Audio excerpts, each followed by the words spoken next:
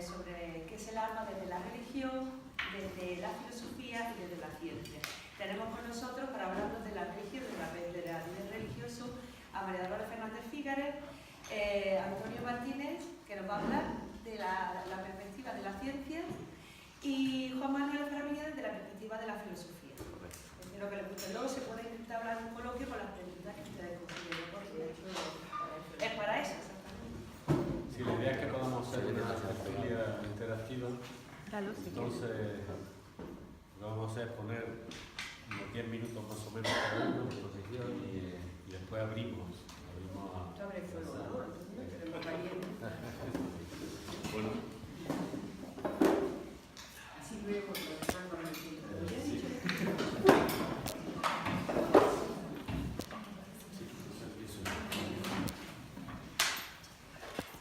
Bueno, más que desde la perspectiva de la ciencia, habría que hablar desde la perspectiva de los científicos. Pero esta pregunta de qué es el alma, desde esa perspectiva de quienes se dedican a la ciencia, pues es una pregunta siempre incómoda, tremendamente incómoda. Pero hay científicos que se han empleado en ella, que no la han rechazado, y muchos otros científicos que sí, que sitúan esa pregunta fuera del ámbito de la ciencia, obviamente, porque consideran que hay otras ramas del saber que son las que se deben de ocupar, como puede ser la rama de la biología o la rama de la filosofía, porque sitúan, la mayoría de ellos, situarían ese concepto dentro del mundo de las creencias religiosas o de la fe. Pero, para hacernos una idea de cuál es, digamos, la visión más generalizada dentro del mundo científico sobre el tema del alma, yo lo que he hecho es irme a un personaje que está muy de moda en los últimos tiempos, se llama Carl Zimmer. Carl Zimmer. Es un americano, un estadounidense, sí. Bueno, no es biólogo realmente, es más un periodista. Sí, porque es un catalizador, es un divulgador científico de primera línea.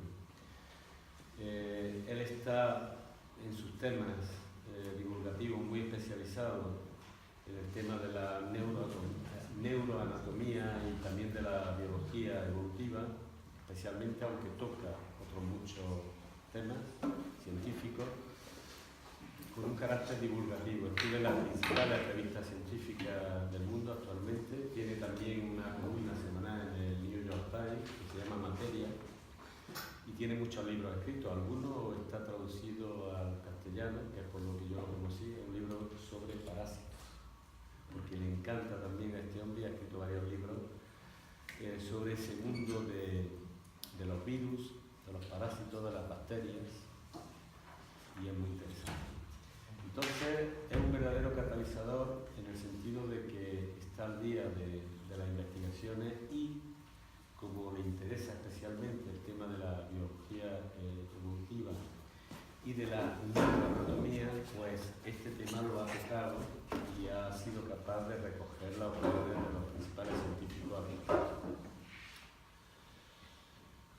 Entonces, yo voy a exponer un poco cuál sería el panorama actual que recoge este Carl Zimmer, y después, si me da tiempo lo hago ahora, y si no, después si hay otra ronda, también tocaré el tema de algunos grandes científicos, pero dentro de la línea heterodoxa, es decir, herejes, considerados herejes dentro de la ciencia actual, pero que han tocado el tema con profundidad y que son también científicos de primer nivel. Y así tendremos un poco como las dos grandes visiones enfrentadas, porque no hay una sola visión, como no podría ser de otra manera, dentro de ese mundo, ¿no? Aunque bien está decir que la visión más generalizada es la que este hombre recoge. Digamos que ante la pregunta sobre el alma, sobre la idea del alma, lo que recoge Zimmer es que dice que debió de surgir esta idea hace mucho tiempo entre los seres humanos. Incluso se atreve a hablar de que en torno a 1 millón de años, que surge esa idea y siempre va a estar presente de una forma o de otra, ¿no? Y la visión común, digamos, del científico va a ser que el alma es una mera creación del cerebro físico, dado que aquí hay una serie de postulados siempre presentes. Primero, la naturaleza es mecánica, similar a lo que consideraríamos más una máquina y no tanto un organismo. Segundo, la materia es inconsciente, aunque curiosamente aparezca en un momento dado la conciencia en el cerebro humano, que es el gran misterio. Tercero, las leyes de la naturaleza son fijas desde el Big Bang, es decir, están marcadas y son fijas. Cuarto, la naturaleza no tiene un propósito, no hay una finalidad, actúa mecánicamente y siempre al azar. Ese es otro presupuesto establecido, ¿no? Y por último, tal vez lo que más nos llame la atención, que mente y cerebro es una misma cosa, o que la mente es el cerebro, ¿no? O que la mente, que equivale obviamente al yo o al alma, desde esta perspectiva es lo mismo, van a utilizar esa terminología para decir lo mismo, es decir, ese componente inmaterial, ¿no? Está generado y producido por el propio cerebro físico, ¿vale? Por lo tanto, mente y cerebro no son dos cosas diferentes, que sería la otra visión opuesta, sino que son una y la misma cosa, ¿no? Y Simmel dedica un buen capítulo a indagar el recorrido histórico en el mundo moderno a partir del siglo XVII de estas ideas, que están muy asentadas, ¿no? De esta visión, podríamos llamar neurocéntrica, ¿no? Es decir, esa idea de que mente y cerebro es una misma cosa. Él señala a un personaje que inicia de forma seria esto y que es un inglés, no podría ser otro, del siglo XVII, se llamó Thomas Willis. Este vivió en 1621-1675 y ya afirmaba en ese siglo XVII cosas que están absolutamente aceptadas en la actualidad. O sea, fue un precursor de una visión, entre comillas, científica o materialista del ser humano y de la naturaleza. Este Thomas Willis ya decía que el alma es carne y que no está en el corazón sino en el cerebro. No fue perseguido por la Iglesia, curiosamente, porque era un fervoroso cristiano al mismo tiempo. Esta es una de las preguntas que luego yo lanzaré a vosotros, porque a mí siempre me ha llamado la atención, no ahora solo, me ha llamado la atención cómo una persona puede creer firmemente en Dios en un momento dado, pero al mismo tiempo tener una visión del mundo estrictamente, entre comillas, científica. Pero eso se ha dado, y este es un ejemplo de ello, ¿no? Él supo dejarle espacio al cristianismo de su visión del alma, supo respetar eso y entonces no lo persiguieron. Además también era íntimo amigo del arzobispo de Canterbury, porque de alguna forma él decía estas cosas y no tuvo ningún problema, ¿no? Él también avanzó de que el ser humano tiene un cerebro reptiliano, ya se hacían sesiones continuamente, y él ve la analogía que hay entre el cerebro de los reptiles y el cerebro y una parte interna del cerebro humano, que además se llama así, se llama cerebro reptiliano, que es la parte más primitiva de nuestro cerebro. O sea, fijaros hasta qué punto afinó, ¿no? Hablaba de que había una ligazón entre el cerebro y los órganos reproductores, porque él ya se había fijado y decía que tenía que haber un motivo, y por eso habla de una especie de ligación entre cerebro y testículo, para tratar de entender el tema de la herencia biológica, ¿sí? De los parecidos físicos de la descendencia. Lógicamente todavía se está muy lejos de descubrir todo el tema de la genética. Decía que todo se puede curar mediante procesos químicos y todas las enfermedades mentales, porque los elementos químicos podían modificar nuestro cerebro. Por lo tanto, también fue un precursor de la moderna neurofarmacología, que podemos, si queréis, luego, si interesa, hablar algo de esto, pero la moderna farmacología, la neurofarmacología, se empieza a desarrollar de forma desaforada después de la Segunda Guerra Mundial, con la famosa toracina, es decir, moléculas químicas que actúan en los neurotransmisores cerebrales y que realmente modifican la conducta humana. Bueno, Thomas Willis reivindica la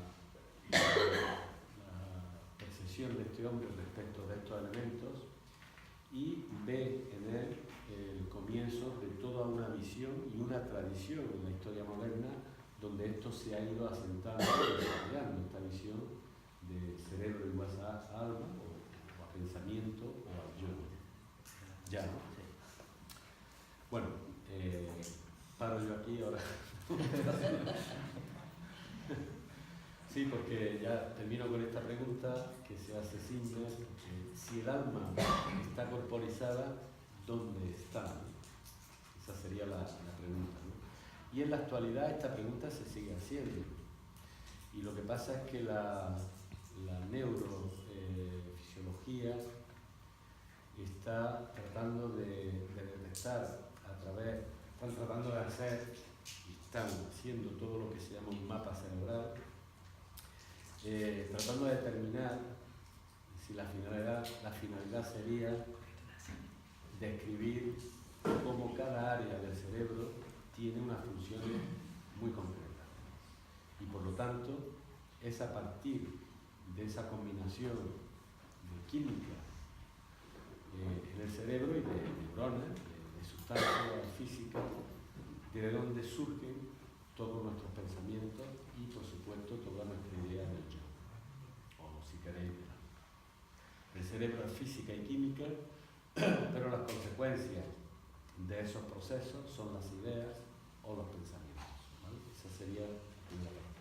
Y luego hablaré de esos heterodoxos muy importantes también dentro de la ciencia que van a tener una visión totalmente diferente. Muy bien. Hacemos la filosofía. La religiosa. Bueno, quizás podemos hacer una cosa. Yo voy al otro extremo. Vale. Y un equipo con la filosofía. Sí, porque me queda un poco anonadada. Creo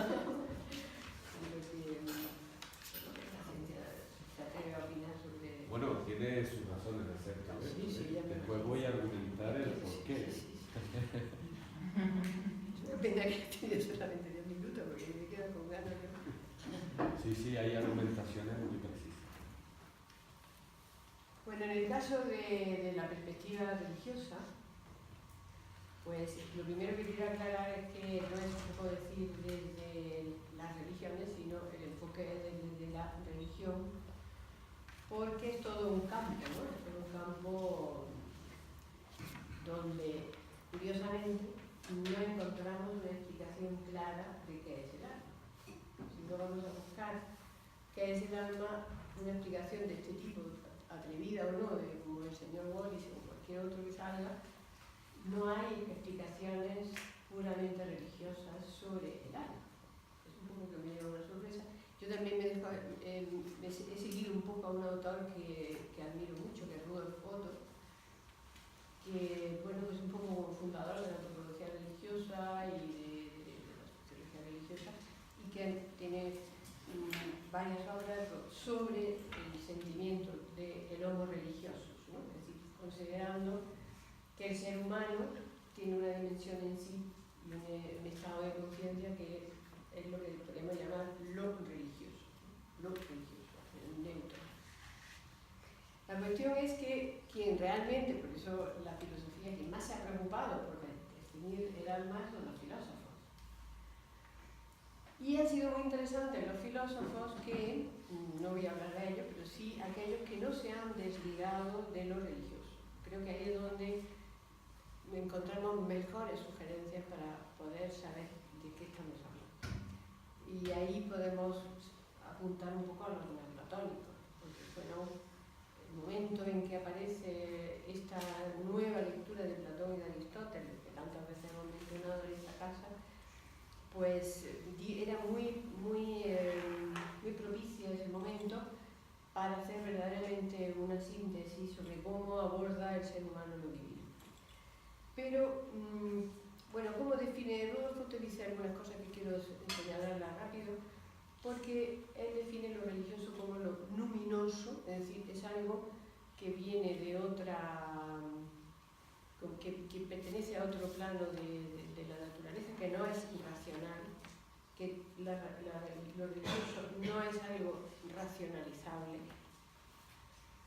pero que habla a una dimensión propiamente humana que todos los seres humanos tenemos, y que de ahí eso que es lo luminoso es algo que el ser humano intuye de por sí porque lo tiene dentro de alguna manera, ¿no? Es decir, es desde el interior del ser humano desde donde uno debe plantearse qué es el alma y qué es la perspectiva de la religión y de lo religioso.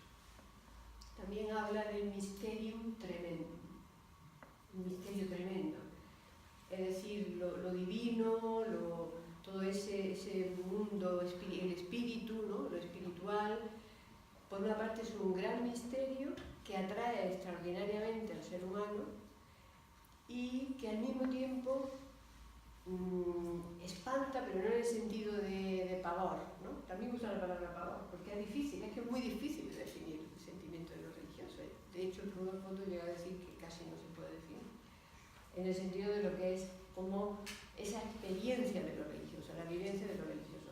Que esa es un poco la idea que podemos asignar a la religión con respecto al alma, y es que la religión se preocupa más por lo que vive el ser humano que explicar por qué lo vive de manera racional. Es decir, marca una vivencia, marca una experiencia directa de lo divino sin caer o sin entrar en la racionalización de eso, porque es. De ahí que lo haga por el intermedio de los símbolos o de los mitos o de las alegorías. Y con respecto al alma, para no irme del tema, pues hay algunas referencias, ¿no? Es decir, las referencias que hay en las distintas religiones, textos sagrados, etc., pues tienen todas algo en común, y es el origen divino del ser humano. El ser humano está constituido por materia y espíritu. Por ejemplo, el Génesis, la creación del hombre. ¿Qué hace Yahvé? Coge barro, le da una figura humana, y ¿qué hace después? Le sopla. Al soplarle en un neuma, anima. Luego vamos a irnos a los mayas, a la religión maya. En la religión maya hay varios intentos de que se conformen los seres humanos. Al final los dioses se ponen de acuerdo cómo vamos a conseguir formar el ser humano después de unos intentos fallidos.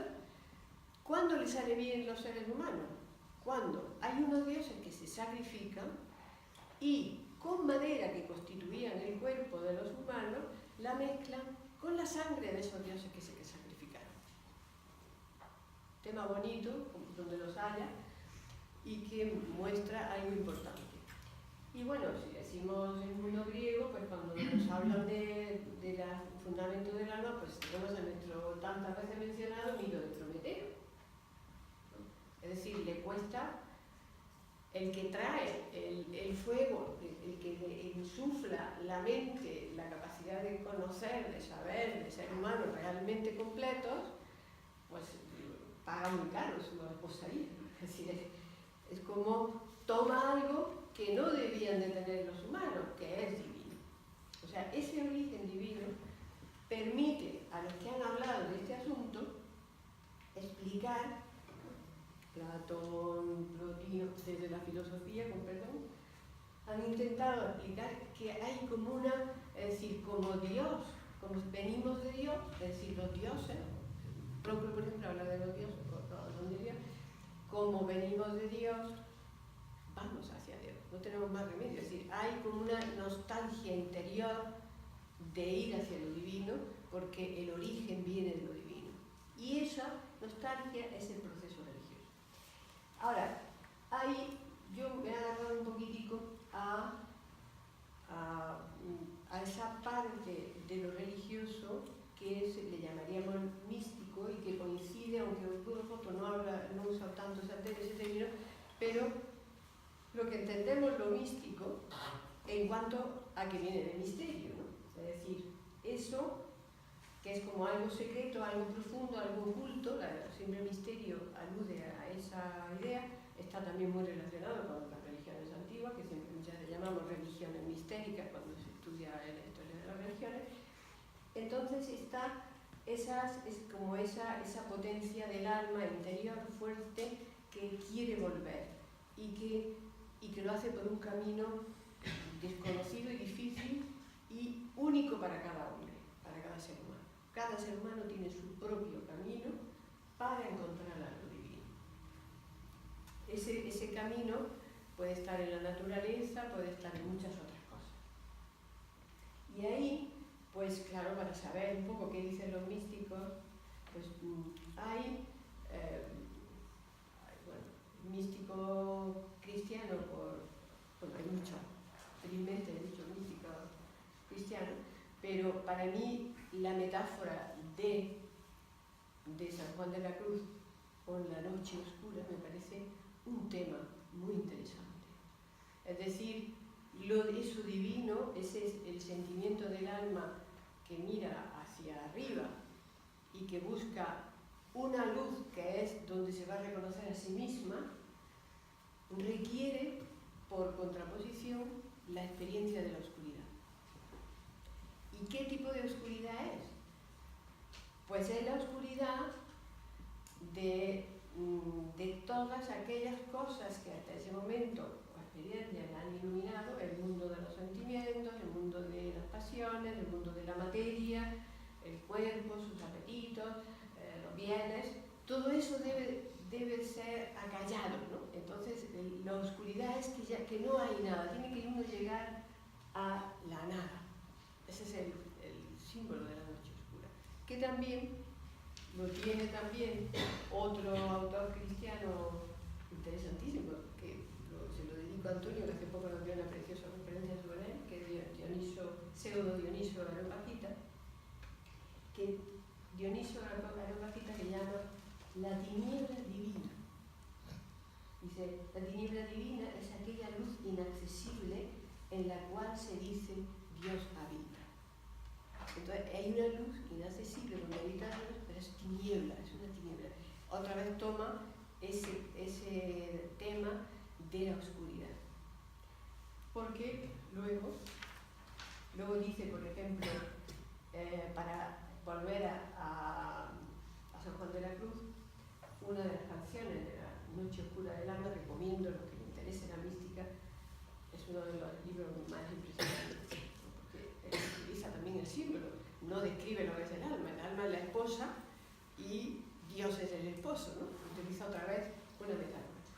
Y entonces hay una canción tercera que es, y dice, en la noche dichosa, en secreto, el misterio, en secreto, que nadie me veía, ni yo miraba cosa, sin otra luz iría, sino la que en el corazón ardía. Es decir, otra vez la oscuridad, pero hay una luz que arde, una luz que para que arda tiene que haber una oscuridad total. Es como una aporía en el corazón. ¿Y qué comenta San Juan de la Cruz sobre esto? Dice, en esta dichosa noche de contemplación, lleva Dios el alma por tan solitario y secreto modo de contemplación, y y tan remoto y ajeno del sentido, por eso es la oscuridad, ajeno al sentido, a los sentidos, que cosa ninguna perteneciente a él, es decir, al mundo de los sentidos, ni toque de criatura, alcanza a llegarle al alma, de manera que la estorbase y detuviese en el camino de la unión de amor. Por causa de las tinieblas espirituales de esta noche, en que todas las potencias de la parte superior del alma están oscuras, no mirando el alma, ni pudiendo mirar nada, no se detiene en nada fuera de Dios para ir a Él, por cuanto va libre de los obstáculos de formas y figuras y de las aprehensiones naturales, que son las que suelen empachar el alma para no se unir siempre con el ser de Dios. El amor solo que en este tiempo arde, solicitando el corazón por el amado, es el que guía y mueve al alma entonces, y la hace volar a su Dios por el camino de la soledad, sin ella saber cómo y de qué manera. Bueno, este texto, nada, es uno de los versos, una de las estrofas, lo dice todo, ¿no?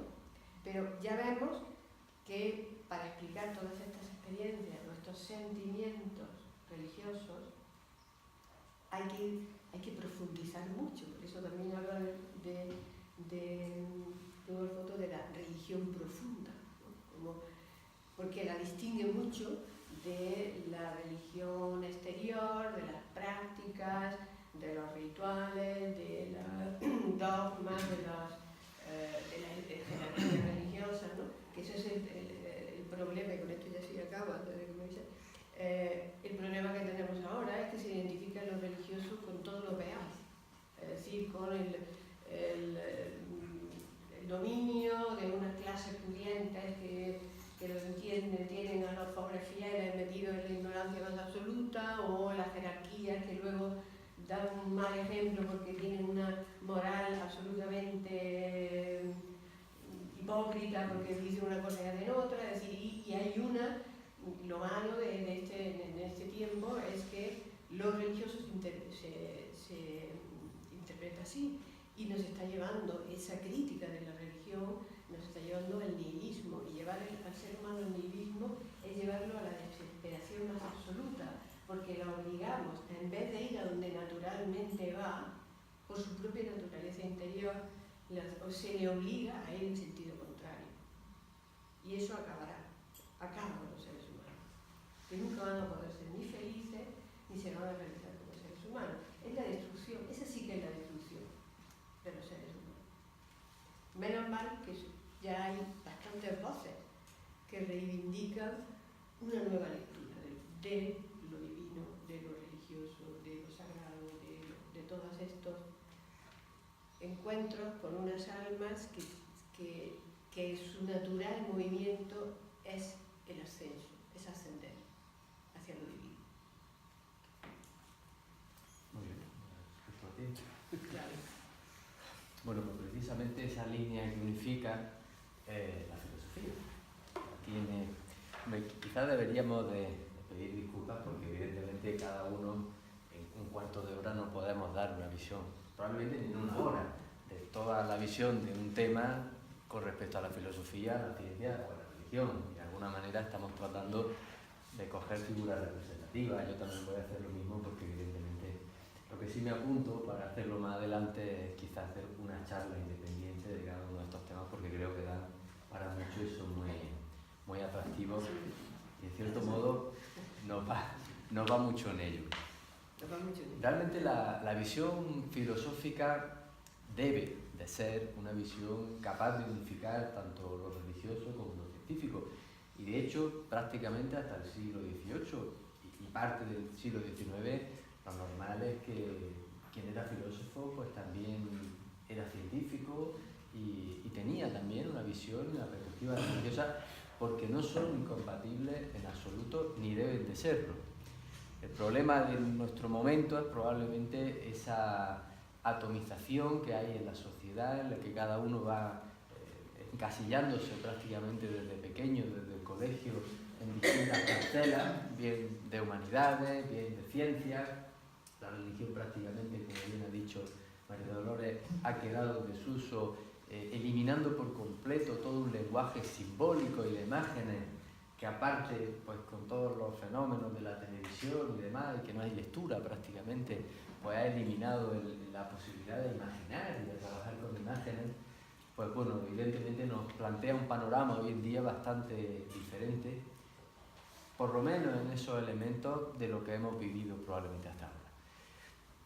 Entonces, ¿qué planteamos nosotros? Por eso Nueva Acrópolis es una escuela de filosofía, porque realmente la filosofía puede unificar, puede unir, puede volver a reunir, que es un poco la idea de la propia religión, ¿no? Religar y volver a unir todas las visiones a todos los hombres, todas las formas de percibir la naturaleza.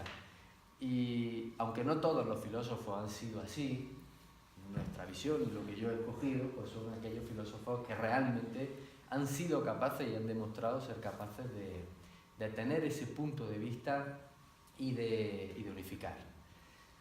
Y he cogido una línea que nosotros llamamos platónica, aunque Platón no es más que un mero continuador de esa línea que se pierde en el tiempo y que es mucho más antigua que quien realmente luego ha supuesto para Occidente ser la figura preponderante en toda la historia de la filosofía. Como dice el propio Whitehouse, que no es que sea un gran platónico, pero reconoce que la filosofía moderna y contemporánea no son más que anotaciones a pie de página de la filosofía de Platón.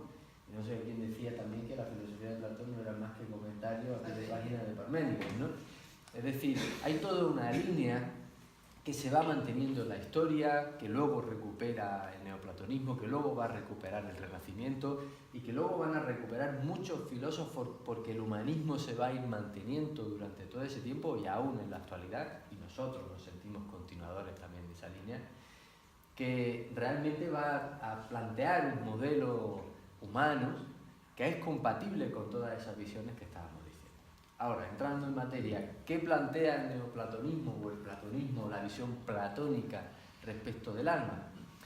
Pues muy interesante, porque realmente si partimos de la premisa de que el ser humano participa de algo que le trasciende, que sería de alguna manera esa idea de Dios o de causa, pues precisamente el alma es ese elemento intermedio que permite que ese ser entre de alguna forma en la materia y tome conciencia de ella. Es decir, es un elemento plástico, enormemente plástico, que puede bien estar dirigido hacia la parte más espiritual, la parte del espíritu, o bien a la parte más material, o podemos llamarla más animal. Es ese elemento intermedio. Dentro de la filosofía hay distintas visiones. Hay algunas que, aunque han planteado la existencia del alma, no lo han hecho desde una visión metafísica, ¿no? Como puede ser el caso de los epicúreos, ¿no? El propio Epicuro, que entendía que había un alma, pero veía desde una visión atomista que el alma, pues realmente cuando moría el cuerpo también se disolvía de la misma forma que el cuerpo y no había una trascendencia, no había algo que lo trascendiera. O la visión que luego va a tener el orfismo y que va a tener repercusión desde Pitágoras, Platón y, como decía, todos estos continuadores, probablemente también el orfismo lo rescata de antes, que es una visión en la que el alma constituye algo inmortal o la parte o una participación de eso inmortal que hay en todas las cosas. Es evidentemente una visión panteísta de esa causa que se encuentra en toda la naturaleza, que entra dentro de toda la naturaleza y que además supone un tránsito necesario de ese ser que desciende a la materia en busca de algo. En busca de algo, evidentemente se nos escapa, algo que probablemente sea la conciencia y que desde los planos más groseros y más físicos tiene que ir ascendiendo progresivamente hasta poder llegar a esos planos espirituales. Es como si esa conciencia caída y ese mito antiguo, ¿no? De esa conciencia que cae en la materia y que está, como dirían los gnósticos, encerrada en el estiércol, ¿no? Incluso los alquímicos que la buscan de alguna manera en la materia, esa conciencia hay que rescatarla. Pero como el espíritu es incompatible con la materia, necesita de un elemento plástico y mediador que pueda hacer de puente. Eso sería el alma, o la psique, que también se puede entender desde esa perspectiva. Este elemento plástico y mediador permitiría entonces hacer de puente, de manera que progresivamente esa conciencia rescatada de la materia, esa luz escondida en la oscuridad de la materia, podría ir progresivamente subiendo a través del ser humano hacia esa parte espiritual. Esta visión además es compartida no solamente dentro del mundo neoplatónico, también los estoicos entienden que ese neuma, como le llaman ellos también al alma, es una parte de ese soplo divino del cual participa el hombre. De alguna forma es ese Dios en el hombre. Pero da igual el nombre que utilicemos por no tener connotaciones religiosas. A veces la palabra religión, que también de alguna forma se ha vuelto en ciertos aspectos peyorativa, pues hace que no veamos, los árboles nos impidan ver el bosque. No importa el nombre que le pongamos. Le podemos poner un nombre científico, le podemos poner un nombre que nos resulte útil para entender el concepto, que al fin y al cabo, y esto también nos lo plantea Platón y nos lo van a plantear luego los neoplatónicos, no vamos a poder entender desde la razón, porque hay algo más aparte de la razón, y es ese algo más que nos va a permitir percibir el alma, que es la intuición. Evidentemente, si nos movemos dentro del plano de la razón, al ser la mente dual, nos vamos a encontrar siempre con la imposibilidad de integrar los contrarios. Por lo tanto, la única forma de poder entender y integrar los contrarios, y en este caso espíritu y materia son dos contrarios que tienen que integrarse, es movernos también por un poco de intuición. Algo que evidentemente tampoco se puede comprobar ni se puede constatar.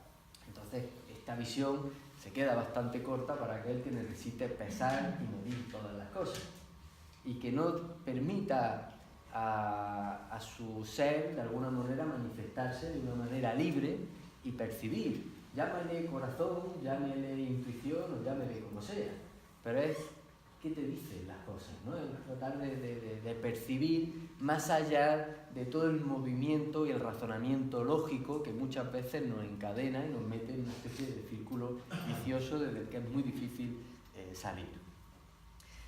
El neoplatonismo lo que nos plantea es que ese rescate de la conciencia de la materia se realiza a través de una catarsis o de una ascesis en la que debe de haber una purificación.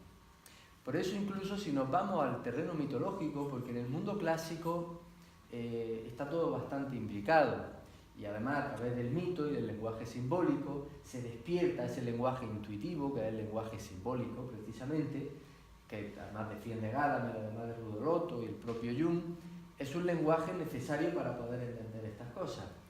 Dentro del mito, que además va a usar mucho también Plotino, esta alegoría, el uso de la alegoría para explicar estas cosas, hay un mito interesante que es el mito de Afrodita o de Venus, como representación, como hija de Zeus, que sería el anima mundi, ese ánima de todas las cosas, que insufla ese fuego, como dirían los estoicos, a todas las cosas.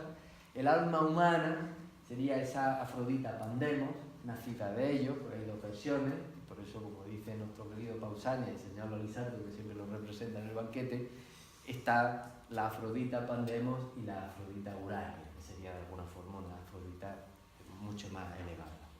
Lo que plantea Plotino es muy interesante, porque de alguna forma ese alma una,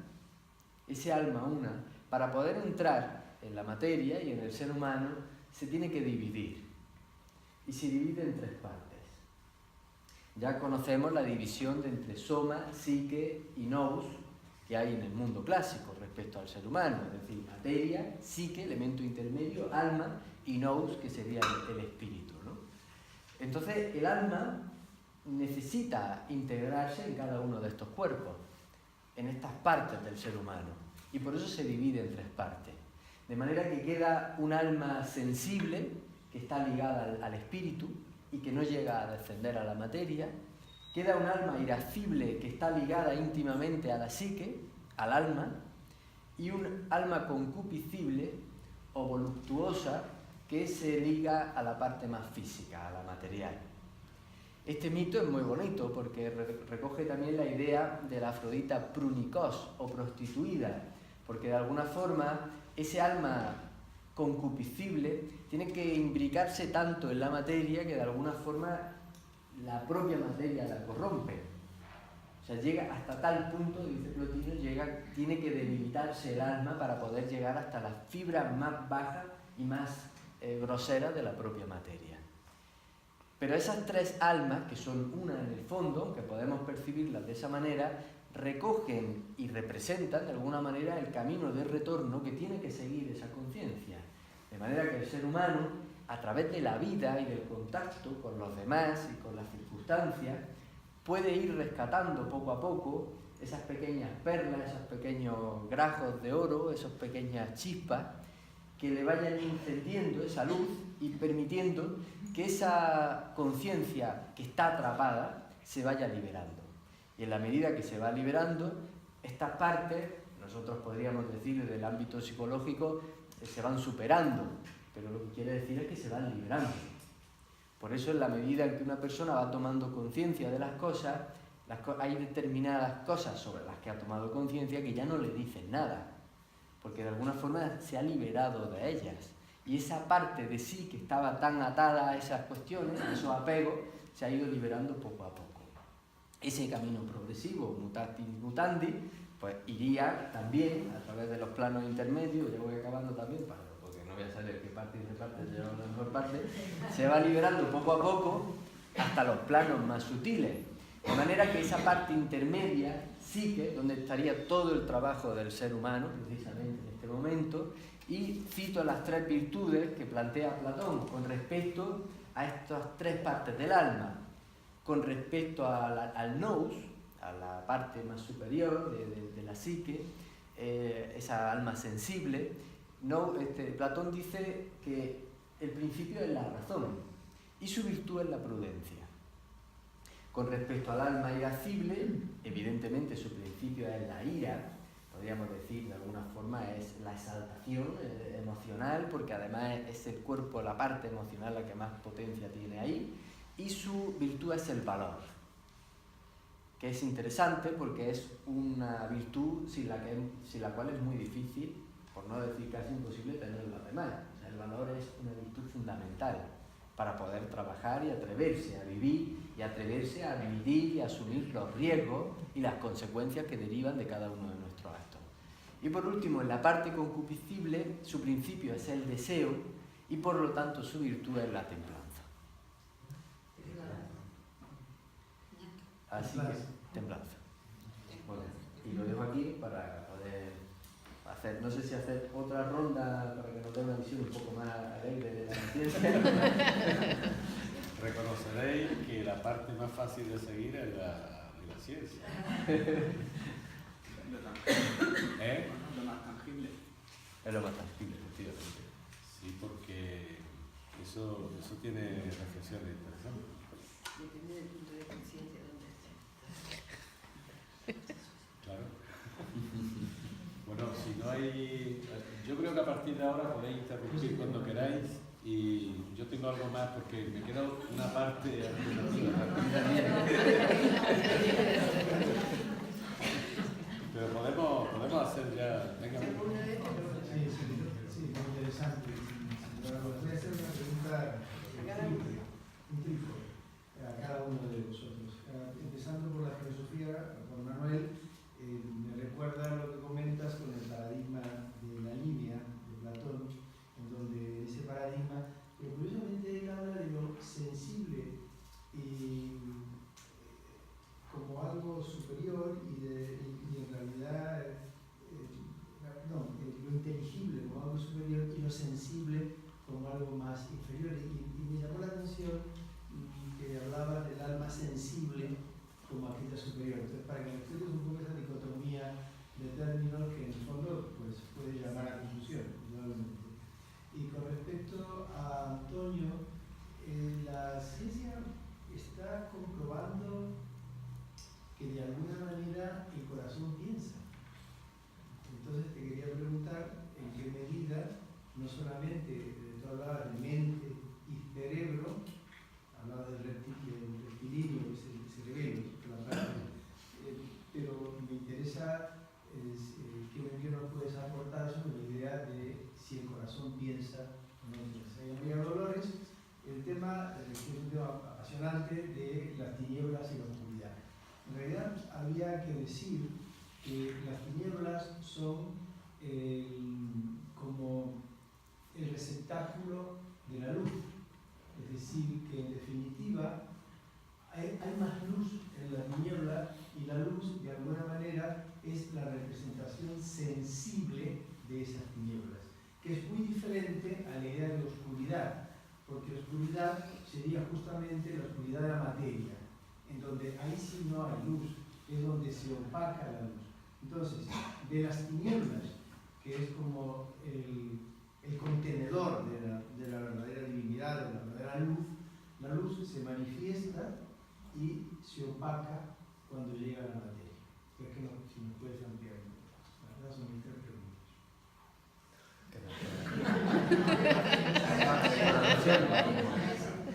Bueno, por alusiones, por orden de la pregunta, me va a permitir también que conteste algo relacionado con esa pregunta, con independencia de que luego lo demás, porque esa idea es muy interesante.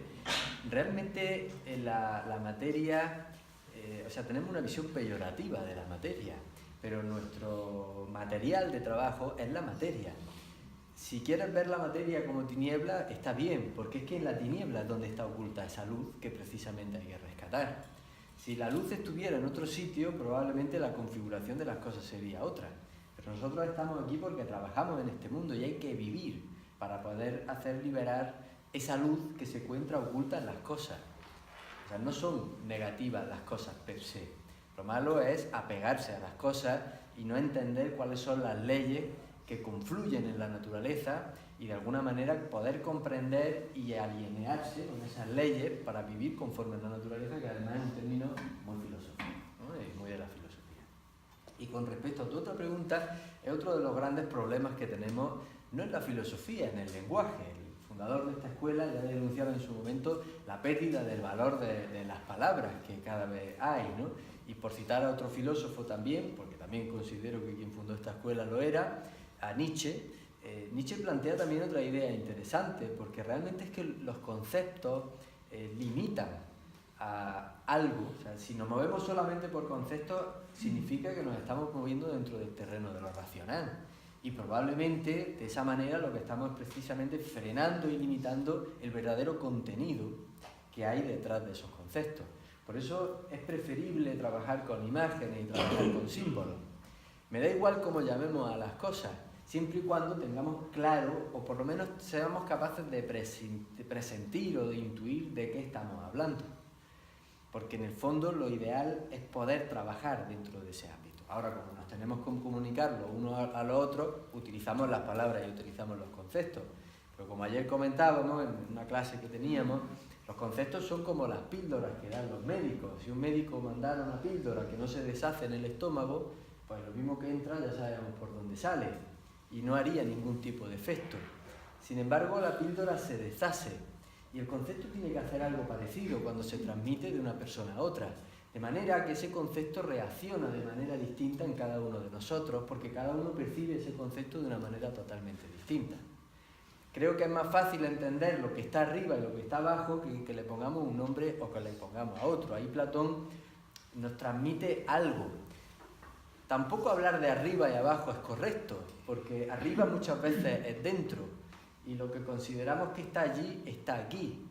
Es decir, a veces tratamos de ver las cosas desde una perspectiva mística, pero esa mística está aquí. Igual que todas las cosas, porque todo está confluyendo en el mismo espacio, si es que este espacio es una realidad o este espacio existe, ¿no? Y bueno, un poquito más tiempo. Bueno, vamos a ver. Desde la perspectiva de este tema, que se centra en definitiva en plantear la cuestión espíritu-materia, o si queréis, pensamiento-sustancia, da igual. Es decir, si hay una realidad intangible o no la hay, o esa realidad intangible es una generación, una creación, en definitiva, de la realidad tangible de la materia. Desde esa perspectiva vamos a encontrar como 3 posturas en el ámbito de la ciencia. Una que es la más generalizada, nos guste o no nos guste, y que tiene sus explicaciones y su defensa, que es una visión materialista exclusivamente. Es decir, todo parte a partir de la materia y punto. Hay una visión dualista que ahora vamos a ver también, si me da tiempo, porque va a haber algunos autores que la visión dualista sería que existe el mundo del pensamiento, o si queréis, de la mente, como una realidad aparte del cerebro, ¿no? De la materia, ¿no? Y luego hay una visión monista, que integra las dos cosas en uno. Entonces, desde esa perspectiva, desde la perspectiva materialista, el que se hayan encontrado neuronas en el corazón y en el intestino delgado, les trae sin cuidado, o sea, que eso les da igual, ¿no? O sea, no hay unas conclusiones para nada trascendentes de ese asunto. Sin embargo, desde la otra perspectiva sí hay algunas conclusiones interesantes. Entonces, yo, dentro de los heterodoxos o de los científicos heréticos, he elegido, podría haber elegido algunos más, pero he elegido 3 personajes que no tienen absolutamente ninguna duda de su aporte a la ciencia del siglo XX. Uno de ellos ya murió en el 92, que es David Bohm. Trabajó con Einstein en Princeton y es uno de los grandes de la cuántica, y él tiene una teoría muy interesante, es la gran parte de su aporte, porque David Bohm sí ha entrado a tope en este dilema, y tiene textos publicados preciosos dialogando sobre el tema del alma y del espíritu, O sea, sí ha entrado a saco desde su perspectiva, ¿no? Entonces él tiene una teoría donde habla del orden implicado en las cosas, en la materia, en los seres, el orden implicado que se expresa en el exterior del mundo con lo que él llama el orden explicado. Es decir, nosotros vemos orden en las cosas, en la naturaleza, en un mineral, en una planta, etc. Hasta en los elementos más diminutos vemos un orden, pero un orden que está dentro de la materia y que nosotros lo que vamos a ver es luego la manifestación de ese orden. Pero ese orden, según David Bohm, está dentro, ¿no? Entonces, para él la realidad física tangible y el espíritu son 2 partes de un todo, ¿vale? Es decir, el todo conlleva materia y espíritu. Esta sería una visión monista, ¿vale? Y la conciencia para él va a aparecer como un elemento que liga estas 2 cosas, como un intermedio, como un elemento intuitivo de enlace, capaz de percibir esos 2 ámbitos. Para él la mente es una totalidad y no es una suma de funciones, que va a ser la visión claramente materialista, ¿no? Bueno, puedo decir luego más cosas, pero lo dejo ahí a David Bohm. Si luego sale el tema, podemos decir algo más.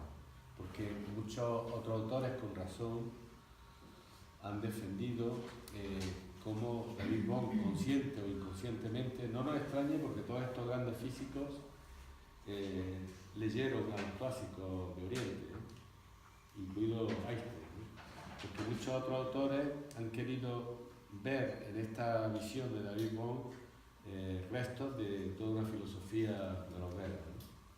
Luego, el otro autor, el otro heterodoxo es, yo creo que lo conocéis todos, Rupert Sheldrake, que nació en el 42. Este es un bioquímico y biólogo. Entonces, lo más interesante de él, aunque tiene muchas cosas, pero es su teoría de los campos mórficos, que es impresionante. Él habla de que hay unos campos de forma que ordenan la naturaleza y que son unos campos, bueno, podríamos hacer un poco la analogía con lo que serían campos electromagnéticos, ¿no? Es decir, que no son físicos, pero que existen esos campos, esa especie de redes, que son capaces de organizar a la materia, ¿sí? Los campos mórficos. Y habla de la resonancia mórfica, que sería una especie de memoria colectiva capaz de recoger el aprendizaje de los diferentes elementos materiales, da lo mismo que sean animales, vegetales, minerales, y de alguna forma retenerla para alimentar a esa materia. Él dice que en definitiva toda la materia está, entre comillas, sería regulada, o estaría ordenada, o estaría controlada por esos campos morfos, de naturaleza no material. Y esos campos mentales, o esos campos mentales estarían en torno a nuestro cerebro también. Y el tercer personaje que elegí también muy interesante, Roger Penrose, que nació en 1931 y está físico y matemático. Este habla clarísimamente de que mente y cerebro son dos entidades separables, entra a saco con esto también y es un científico de máximo prestigio reconocible. Y habla de que la actividad mental no es computable, como sí lo puede ser la actividad cerebral. O sea, son dos cosas diferentes. ¿Sí? Y para él, la conciencia ha existido en el universo desde siempre y, de alguna forma, el cerebro físico lo que es un mediador entre esa conciencia o ese alma o ese pensamiento y el propio cerebro. Es decir, el cerebro físico nos permite conectar con ese mundo, ¿no? Con esa conciencia universal. Es un receptor el cerebro físico, pero no hay una identificación cerebro-mente. Entonces, desde esa perspectiva, estos tres personajes sí darían una explicación más, si no científica, más filosófica al hecho de que se hayan encontrado esas neuronas en otro órgano y no solo en el cerebro, porque la podrían explicar desde sus propias teorías, desde su propia visión. Bueno, paso de palabra.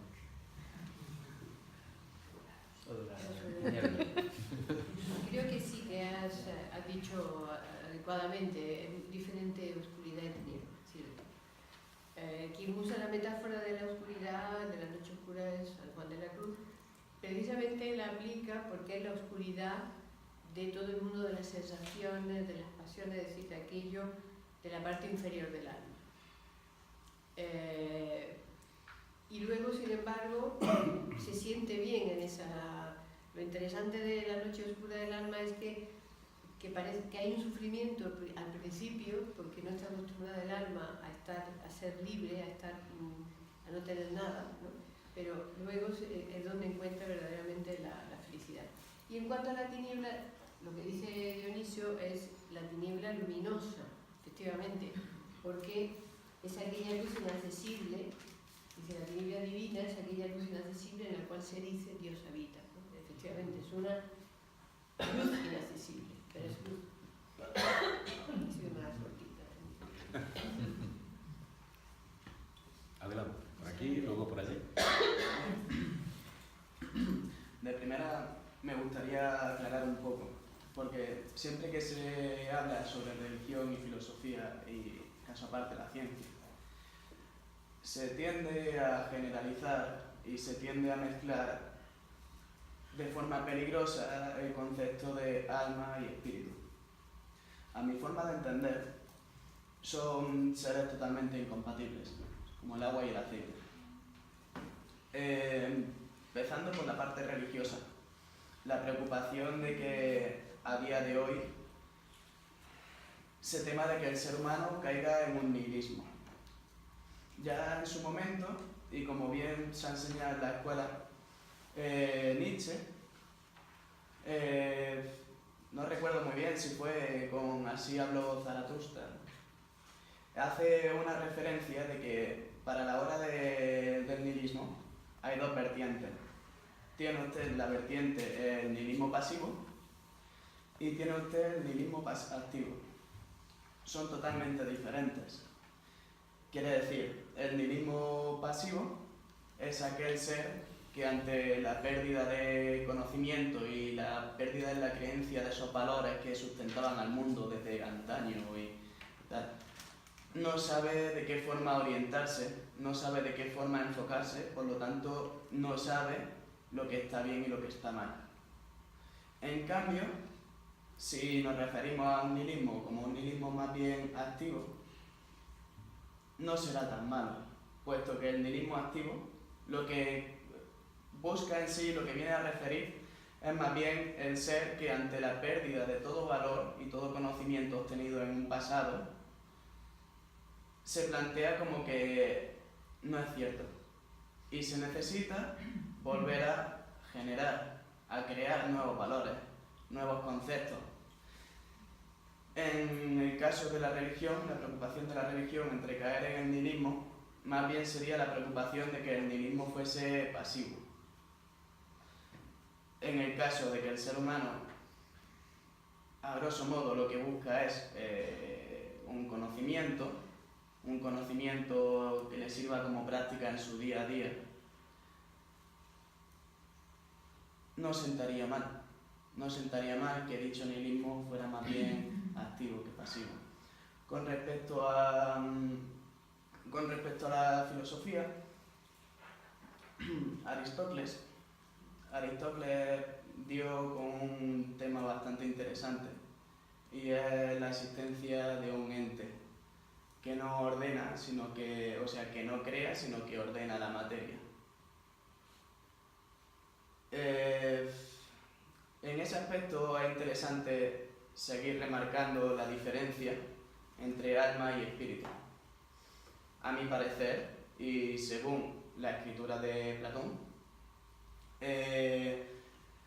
se dice que el ser humano posee 3 partes y según la parte que más predomine en ese ser, esa persona tiene una función en la sociedad o tiene otra función diferente.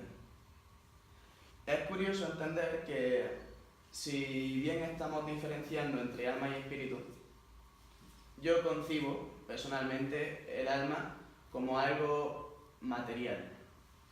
Es algo material. No es algo tangible, pero es una materia sutil. Como si hablamos del plano astral, el plano astral sería también materia. ¿Qué ocurre? Que con el paso del tiempo y el cambio de las razas raíces, se ha ido perdiendo esa doble visión.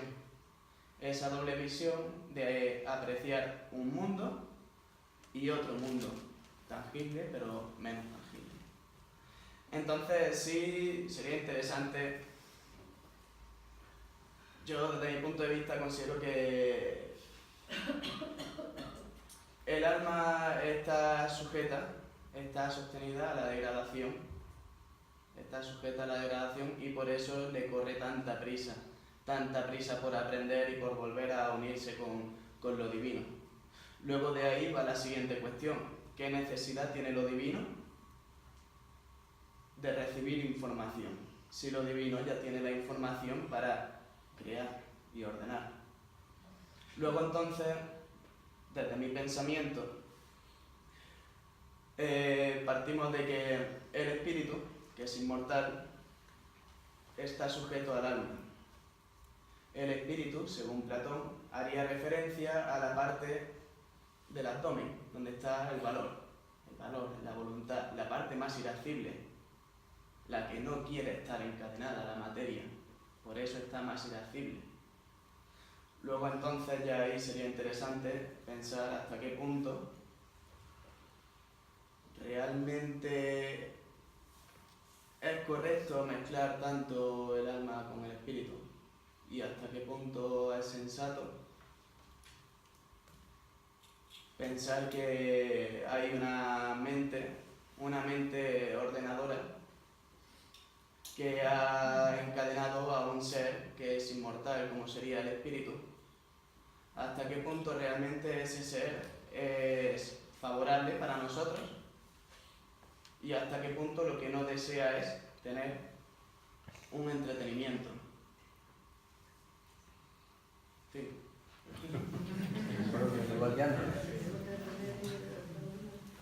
Bueno, yo como he hablado de bastante filosofía, bueno, yo creo que ha entendido bastante bien a Nietzsche y efectivamente hemos hecho esa distinción, al menos desde el punto de vista de la filosofía, estoy de acuerdo contigo que es una distinción importante.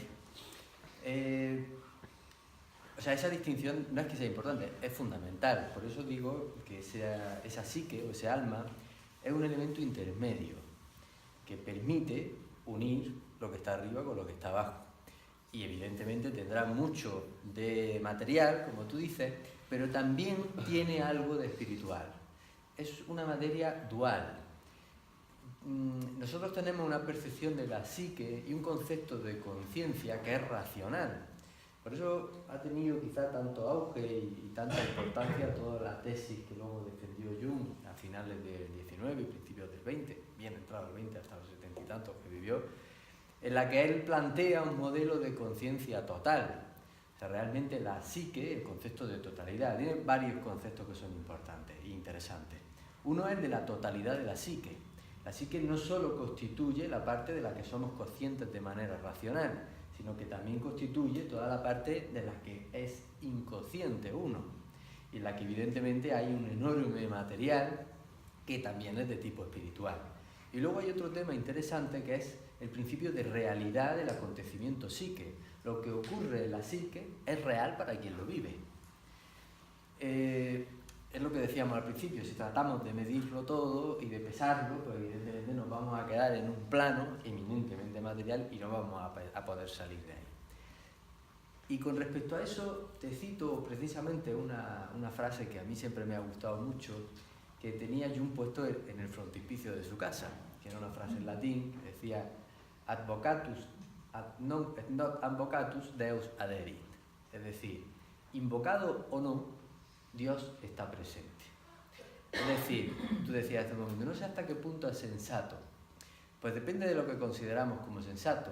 Si lo sensato para nosotros es desde un punto de vista racional, evidentemente no lo es. Pero nos resulte sensato o no, creamos una cosa o no, las cosas invariablemente serán lo que son. Y eso no depende de nosotros, es decir, las cosas son a pesar nuestro. Y de hecho, muy pocas cosas dependen de lo que nosotros hacemos. Ahora, lo que depende de lo que nosotros hacemos es tremendamente importante, porque somos nosotros mismos. Es decir, esa pregunta es una pregunta que no podemos plantear hacia afuera, ¿no? Aunque me gusta que la hayas planteado, porque podemos hablar sobre ella.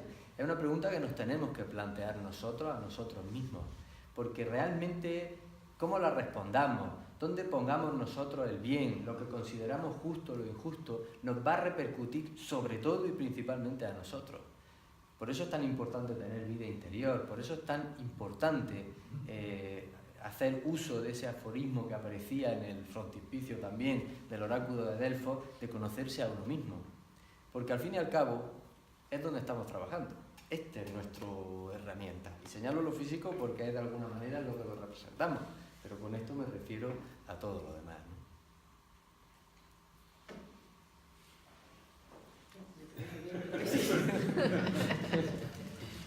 Es que lo religioso, yo creo que Rudolf Otto insiste mucho en eso, ¿no? Que no es lo mismo lo que entendemos como la religión, incluso otra estudiosa de las religiones que yo admiro mucho, que es Karen Armstrong, que habla también mucho de las religiones, las compara, etc. Que no siempre la identificamos con elementos más bien externos o incluso de utilización por parte del poder, ¿no? de la religión, incluso como para evitar que los seres humanos piensen por sí mismos y digamos que la religión le da todas las referencias, todas las coordenadas para moverse en la vida y no ser autónoma. Yo creo que contra eso era contra lo que también se rebelaba Nietzsche. Y precisamente Nietzsche lo que plantea también mucho una reacción, no quiero que hagamos una cosa monográfica de Nietzsche, pero a mí lo que me cae bien de Nietzsche es que es el que inicia una vuelta a los filósofos antiguos. O sea, una de sus primeras obras, Elena tradujo muchísimas cosas de los filósofos no platónicos, de los filósofos presocráticos, y proponía una nueva lectura de los filósofos presocráticos, ¿no? Es decir, pero para eso hay que oponerse a lo que hay antes, porque si no nos mezclamos y hacemos todo un revoluto. Y en este sentido yo sí creo también, y estoy con Cadenano, pero con otros muchos, y con Gadamer y con muchos autores contemporáneos que hablan de lo religioso y del fenómeno de lo sagrado, que sí el ser humano tiene la estructura de la sacralidad, de la sacralización y desacraliza, y de lo sagrado. No es una etapa en la evolución de la humanidad, sino que es una estructura del pensamiento, esté donde esté. O sea, en el estómago, o esté pero esté donde esté nuestra sede de pensante, el ser humano, la dimensión de lo sagrado está dentro, lo mismo que el sentimiento de lo religioso, está dentro del ser humano. Es una constante. Lo podemos criticar, hacemos toda clase de comentarios al respecto, pero está ahí. Entonces, esta reivindicación de eso, de la sacralidad real de los seres humanos, está bastante en contraste con esa otra visión limitante, reduccionista de las religiones actuales, ¿no? O sea, que hay, digamos, en la calle. Porque esa dimensión del ser humano es tan importante para que se realice en su totalidad que si la amputamos con una especie de reduccionismo, con una especie de dogmatismo antirreligioso, pues estamos haciendo lo mismo que se hacía antes, pero con el dogmatismo religioso. Es un poco la libertad del hombre lo que está en juego. A ver, vamos a hacer una pregunta. Sí. Yo voy a intentar no agotar mi cuerpo. Vale. Me ha sorprendido porque, primero felicitar, el tema es muy interesante. Pero a mí la clave me la ha dado cuando hablaba Juan Manuel al principio, que no sé por qué la lámpara de atrás se ha encendido. Se algo con la luz. De golpe y porrazo, cuando hablamos por segunda vez, se ha apagado la luz. La clave está en la luz. Es verdad, más allá de la broma, está en la luz. Curiosamente, los tres lo habéis mencionado. Antonio se ha referido a este, y me voy a referir a él, porque creo que es un elemento que puede unir, algún sincretismo hay en la luz. Y muy interesante, en lo religioso, no solo por lo que indicaban los predicadores, sino siempre ha habido una preocupación por la luz en las catedrales. Muy interesante siempre el fenómeno. Desde el punto de vista filosófico, nos hablamos del concepto plotiniano, de cómo se va refractando la luz en esa suerte de lupa o que va emanando la luz hasta llegar a la materia. Pero es que desde el punto de vista de Einstein, para mí me parece también muy interesante. Primero, la luz, no me refiero a la luz eléctrica, porque siempre hablamos de la luz eléctrica. Podemos entender también el concepto de fuego, el concepto de sol. Es muy interesante que desde todas las perspectivas ese elemento tiene esa dualidad que estamos buscando. Desde el punto de vista científico, es onda y es corpúsculo, es decir, es energía y es materia. Qué interesante. Y justamente en la ecuación de Einstein se unen la energía y la materia, se igualan la energía y la materia gracias a la velocidad de la luz al cuadrado, o en el espacio al vacío, lo que sea. Pero justamente es la luz la que tiene esa doble capacidad y de alguna manera goza de poder unir lo material con lo energético. Y a mí el alma me lleva mucho a ese tema, es decir, a la posibilidad de conjugar esos dos elementos, porque en definitiva, desde la luz más absoluta hasta la oscuridad más plena, todo es un degradé y todo va desde la materia hacia el espíritu. No sé qué pensáis de esta locura que se me acaba de ocurrir.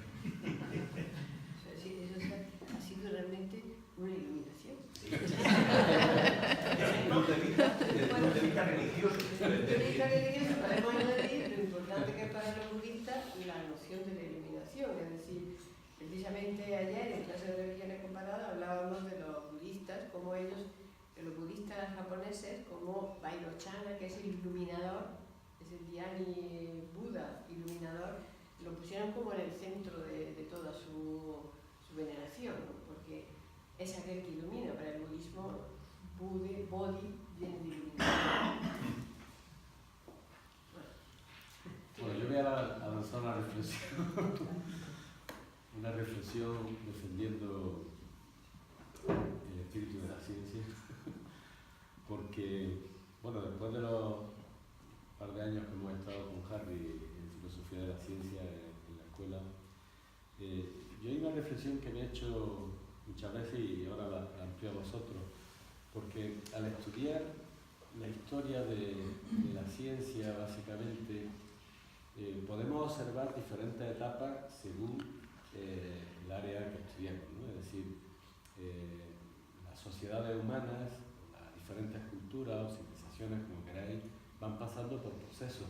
Y yo creo que esto ocurre también a los seres humanos individualmente. Es decir, es como si todos tuviéramos que tener un proceso de una visión mágica o, si queréis, mística del mundo, sí, más bien mágica, ¿no? Luego, tal vez entramos en una visión más, si queréis, religiosa, o de fe, o de creencia, pero también tendremos que pasar toda una visión más de constatación, más escéptica, de constatar cosas, para de alguna manera poder llegar a alguna síntesis o alguna analogía como ha mencionado Juan Manuel antes. Las etapas no están excesivamente bien marcadas, pero si uno estudia un poquito la historia de la ciencia, esto es cierto, ¿no? Es como que vamos dando diferentes etapas para ir constatando a nivel colectivo, pero yo creo que también a nivel individual, porque el peligro de descartar la ciencia, de acuerdo, que el método científico es muy claro, es decir, la observación, la hipótesis, la experimentación, y luego también antes de sacar la tesis o la teoría que sea, ¿no? Es decir, el método científico es tan claro, vale, tiene sus limitaciones, obviamente, no vamos a poder constatar si el plano astral es materia o no. Desde esa perspectiva van a decir que no, pero bueno. Pero te dicen que no existe. Claro, directamente, puesto que no lo podemos experimentar, porque después de la experimentación viene la demostración, hay que saber demostrar, ¿no? Hay una limitación. Claro, claro. Entonces, pero sin embargo, a pesar de que esto pueda tener sus limitaciones, como están indicando estos heterodoxos y otros, pues yo creo que necesitamos, para no caer, que podemos caer fácilmente en el mundo de las creencias, necesitamos también ese equilibrio de poder saber constatar las cosas, si bien con una visión amplia y sobre todo que podamos experimentar por nosotros mismos esas cosas que estamos dispuestos a defender, ¿no? Y a creer o a ver, ¿no? Es decir, que yo creo que los aspectos de la religión, de la filosofía, del arte, de todas las diferentes formas, no tienen que ser contrapuestos o separarse, sino que tenemos que saber integrar y tenemos que saber los aspectos positivos de todas las caras, ¿no? Y la ciencia las tiene, porque una sociedad humana sin ciencia es una barbaridad. Lo que pasa es que, claro, ahora muchas veces se está llamando ciencia a lo que no es ciencia, a lo que es meramente tecnología, y eso sí es otro tema, pero eso es otro tema, en el que no voy a entrar salvo que queráis. Entonces yo defiendo totalmente la visión científica, pero contemplando también las otras posibilidades. Es decir, si es que la ciencia por definición busca la verdad, ¿cómo se va a cerrar a eso? O sea, ¿cómo nos vamos a cerrar a otras posibilidades de educación? Entonces estos científicos heterodoxos y otros, yo creo que están abriendo en la actualidad unos puentes impresionantes. Tenemos que leer a esta gente porque tienen el método científico, pero están abiertas a nuevas perspectivas de observación de la naturaleza. Y como los medios de observación se han ampliado de una manera increíble, de ahí podemos extraer elementos que realmente pueden ser metafísicos, ¿por qué no? Pero con el método científico, porque si no nos perdemos en el mundo del lenguaje y de la semántica y de la especulación. Sí, y de las creencias. Sí.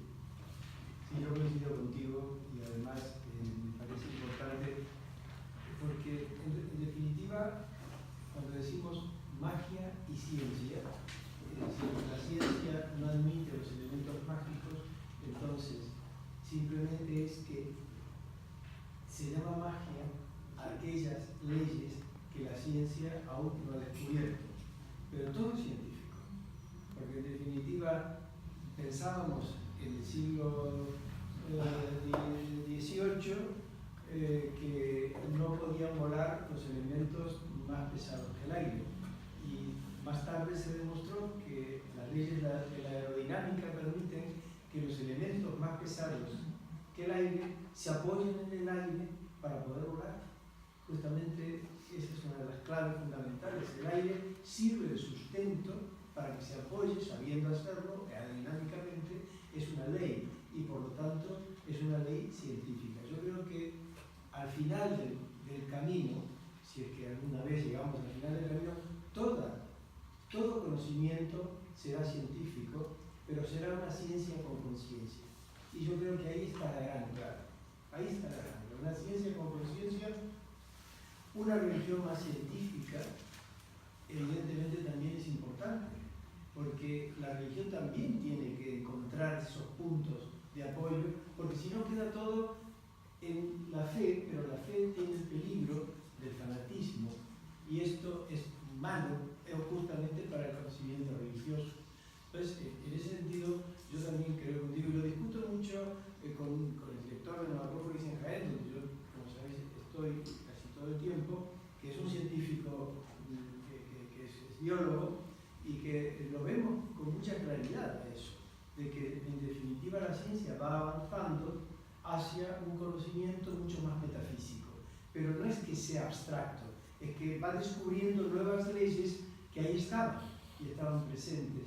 Y cuando has hablado de Princeton, la Universidad de Princeton, en realidad la Universidad de Princeton la monta Abraham Fleschner, que es un millonario norteamericano que crea una universidad para trabajar sobre la importancia del minutivo, que es muy interesante. Y él justamente dice que va a crear la Universidad de Princeton para trabajar sobre lo importante que es lo inútil. Y es quien contrata nada más y nada menos que Einstein. Y fijaos vosotros la importancia que tuvo todo ese proceso.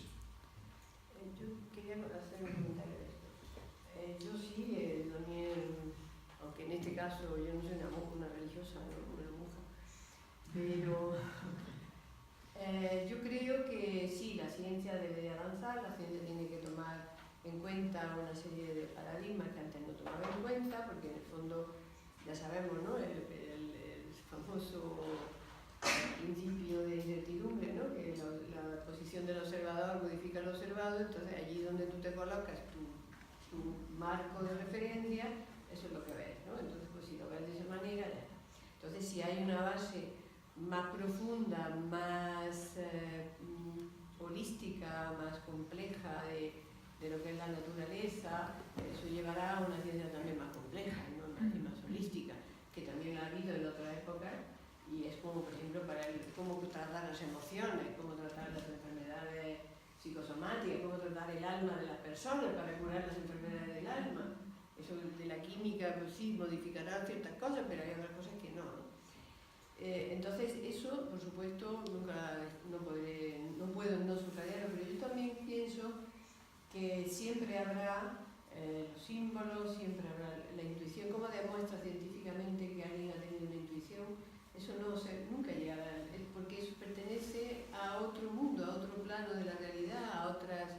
Eso tenemos que aceptarlo como tal, ¿no? Y si lo aceptamos y lo estudiamos y lo aprendemos y lo vivimos sobre todo con otros elementos de equilibrio, pues se enriquece mucho la vida de las personas, y por otra parte el sentido de la vida adquiere otra dimensión. Entonces también tenemos que aceptar que la ciencia no va a llegar hasta esos niveles. La ciencia no va a poder medir con una estadística, por ejemplo, el grado de evolución espiritual de una persona. Eso nunca lo va a poder medir, ni se va a buscar un algoritmo para ver hasta dónde llega el despertar interior de la intuición de una persona. Ni siquiera Nunca. Entonces, eso también me da a mí mucha tranquilidad. Porque también me parece bonito que venga un místico son siempre como, me desafía el pensamiento, o venga un budista zen y me diga, ¿puede la mariposa volar y decir su canto al aire?